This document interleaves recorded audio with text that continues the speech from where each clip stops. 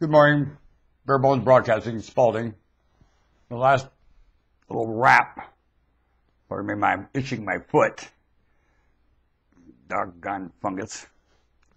I talked about speaking about the paper and see what we could also say, so let's get into it. I get sidetracked though, and the whole damn jade went into something else. Romney's going to face Obama. Oh, really? Going to criticize his policies.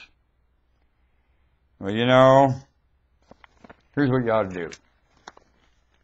No, here's what you ought to do. I wish, don't you love me wishing? It'd be nice to see those two guys in a room with a camera and a speaker, a microphone, without knowing that the camera and microphone there and the two of them talking. That would really be awesome. But maybe if you locked them up in a room, told them, no, there's no camera, where we swear there's no camera, and overhear that conversation would be cool. I'll tell you what you'd find out, neither one of them are very candid people. And you don't have a candidate that's worthy of the White House running. And maybe that's good, because I think anyone that ends up president is in very risky shoes, and I wouldn't want somebody that you really like there. Not that I dislike these people at all, and it has nothing to do with it. I'm saying someone that you would like to see that could really do the president's job. If anyone, and when everyone gets to the White House that can do the job, he gets shot! You don't want somebody there. You want to see another president shot? You want to see the citizens act, who cares again? I don't. Not in my lifetime. I've seen it once. I don't. Bah! Just a minute. Bah! Just a minute. I'll be right back. Yeah, we're going to go take care of this right now. Yeah, bubbling. Get over here. Bah! Ladies and gentlemen, my brain's been really letting me down lately with just simple little things, and I blame the maker for all of it. Yep.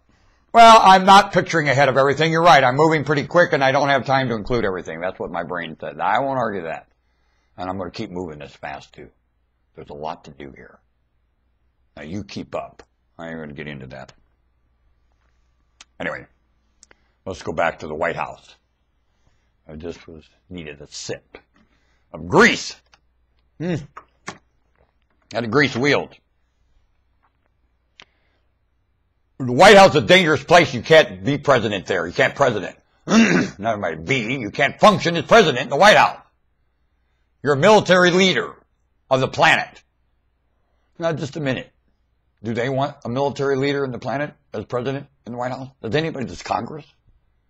Will Congress give you, at the time of the war, by the way, when you're a military leader as a citizen, about the dumbest thing to know about what's going on in the military, all the things that the military could possibly understand, would you want to run the show? It would basically be a military government. It would.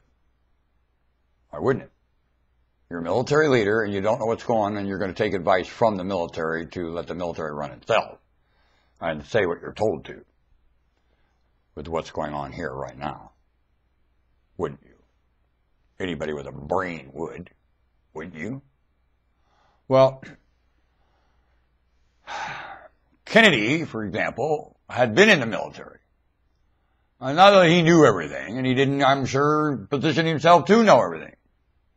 Only he knew a little enough military practice and so on and so forth that he could get deeper into the marrow of things and affect things as a citizen more than most human beings could.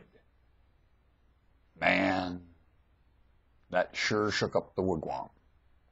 And not so much within the military. It doesn't have the conflict of interest position to not like that. As much as the people bribing and continually, in their mind, opportunists see that military someplace for them to position themselves and get an advantage in living. Now, for every soldier and member of the military, there are people stacked up in life all around the military like a fungus with conflict of interest in their heart that military, and they want to take advantage of that military and never be known for doing it. That's the danger. That layer. A plotting bunch of scum that couldn't get in the military if they tried. They're not good enough. Only they do take advantage of the military's position and the way it functions. And they try to take advantage of their logic in any way, shape, or form. Now, this has been going on longer than longer. It's not just here in the United States. It's as long as there's been military aim. As a mascot of a ship, I'm quite aware of that. For someone that leads a whole galleon into battle, I'm well aware of it. And I've led galleon into battle. You're looking at it. Mm-hmm. With glee.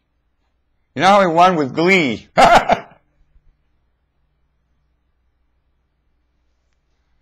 I've watched the Armadas run like a rabbit. Mm-hmm. I almost reminisce it. I could smell the sea air. Watch me squirm.